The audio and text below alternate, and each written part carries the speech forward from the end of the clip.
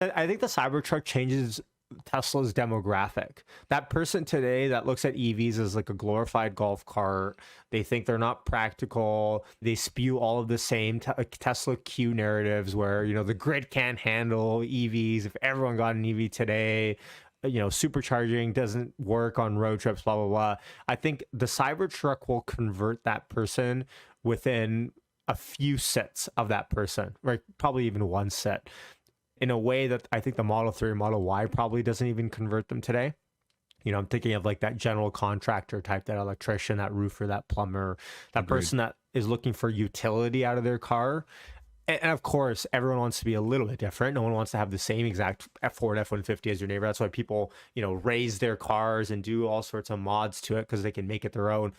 And I'm just excited for the Cybertruck to change the game a little bit for Tesla, just honestly, the Tesla demographic. What's interesting about this, and I'm trying to pull up this graphic from a Bloomberg survey. Did you see this? The Bloomberg survey, they did like I did that survey. Yeah. You did it? Okay, that's Yeah. sick. Well, I'm very happy you did it because it actually gave very interesting data. The Cybertruck, the demographics that are looking for this car, that are excited about this car, is surprising to me. Basically, for Model 3 owners today, the car they're looking for overwhelmingly, their next car is the Cybertruck. And think about that for a second. So you have a number of people that are looking to buy the car that traditionally wouldn't have bought, I think, a pickup truck.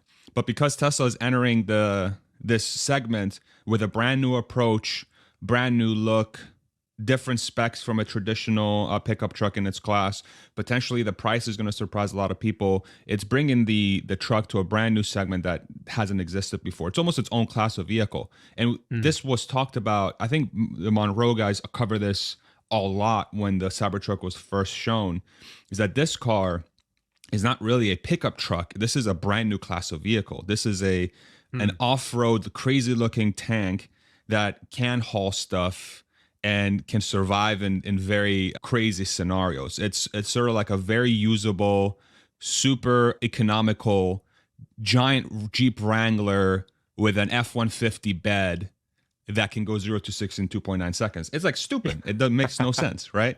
But imagine what kind of doors that opens, right? So it's fascinating to see that. I mean, that's interesting. But I wonder how much of that is short-term people saying, look, I want the newest, coolest thing. And as soon as it's not the newest, coolest thing anymore, and it's just kind of a Cybertruck and it's out there and it's for utility and this is how much it costs, that kind of shiny object syndrome a little bit fades with new Model 3 owners. Like, by the way, if anyone in the chat has Cybertrucks on order, let us know if you plan on selling your current Tesla for it, because I think that's an interesting data point to have. But I think it's a little bit interesting. It's only a little bit interesting. Also, like, who cares, right? Because at the end of the day, Cybertruck has like what, 1.5 million pre-orders or something.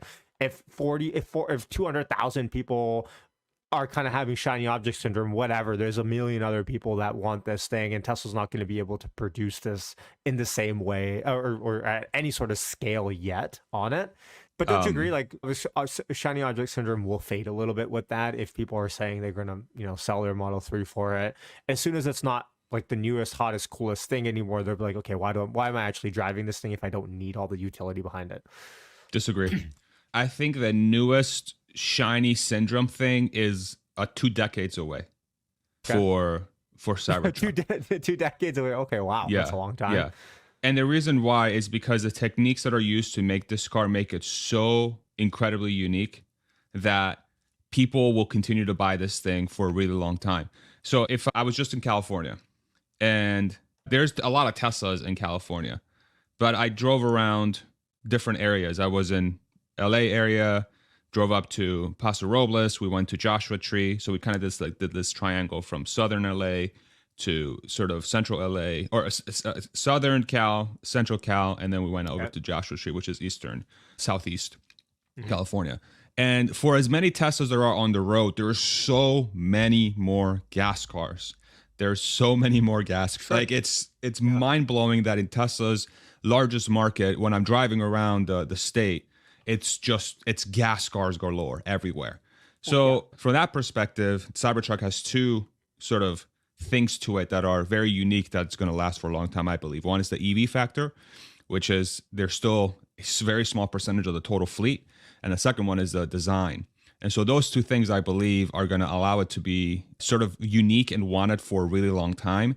And then the bigger thing, which again, I don't think it's well understood by many, but I think in the Tesla community it is, but it's outside of sort of this community, it's not well understood, is that this isn't a $150,000 car.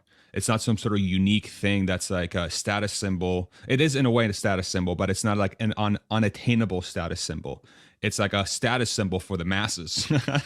It's like something that's going to be, I believe, affordable by a lot more people than many think. And it's going to be, that's true because of the cost it's going to take to manufacture, which I believe is less than maybe folks are expecting. I believe this is going to be a $40,000 to $50,000 truck starting price in the long term, perhaps even lower if they can really hone into manufacturing. The cost of running this thing is going to be a fraction of what it would be to run, say, an F-150 or an F-250, something that's similar in class. And these two things is going to allow a lot of people to buy something that they couldn't have imagined in the past that they can call their own. And it's that iPhone effect of the smartphone came in and it blew everyone's mind. The iPhone came in, it blew everyone's mind. And then everyone, it doesn't matter if you're the richest person in the world or somebody that's on welfare, you have the iPhone. You have the iPhone. And that's how I think Cybertruck fits in this equation. So it just becomes a tool. It becomes a tool for people that's affordable and makes sense. That's how I view it. And by the way, who cares as well? Because at the end of the day, I think the Cybertruck in and of itself is just going to be so sick to start seeing it roll around town. Like I was saying this on one of my car stream videos last month. I was saying for the first probably year, if Tesla really slow rolls out the Cybertruck, everywhere this thing goes, it's going to be on Channel 5 news, local news. It's going to be on everyone's Instagram, Snapchat stories. It's going to be like anytime you see it pass, people are going to record this thing. Like it's not just going to be for the first month. I think it'll be probably for the first year of this, probably. Which is like, you talk about Tesla advertising. And by the way, breaking news there, Tesla's up to 43 ads now on the Google ad network. So no videos yet, just text-based ads. But you talk about advertising, like, I mean, that is boots on the ground guerrilla advertising there in and of itself, right? That's right. Yeah. And I agree. I think it's going to be around in media for a long time. It's going to be in every rap music video imaginable. I think every rapper is going to want that sci-fi on their music video, you know? So I don't even know. They're going to come up with some cool name for it, you know? Like they'll be like riding on the sci-fi. I don't know, Cybertruck. I don't freaking know, man. I'm not a rapper. That's why you don't see me dropping hit after hit, do you?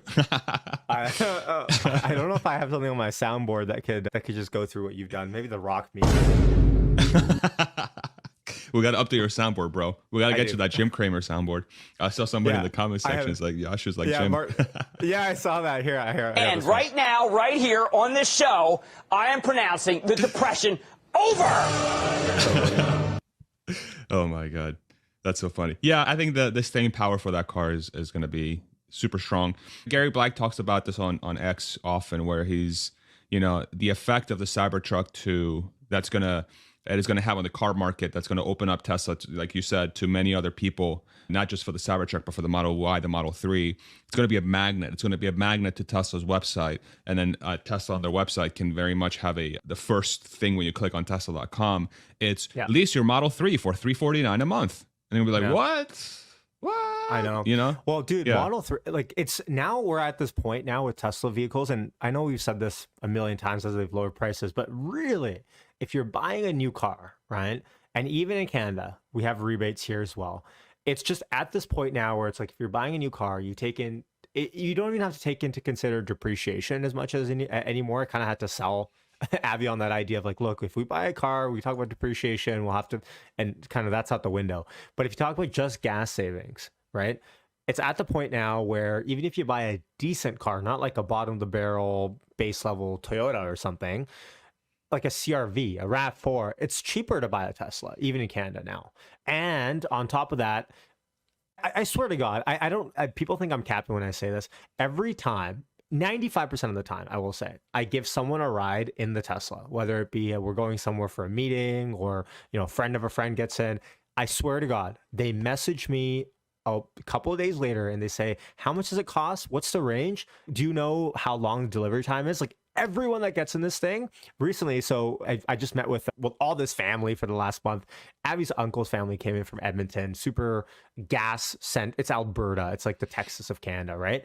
Super gas fan, like they work in gas.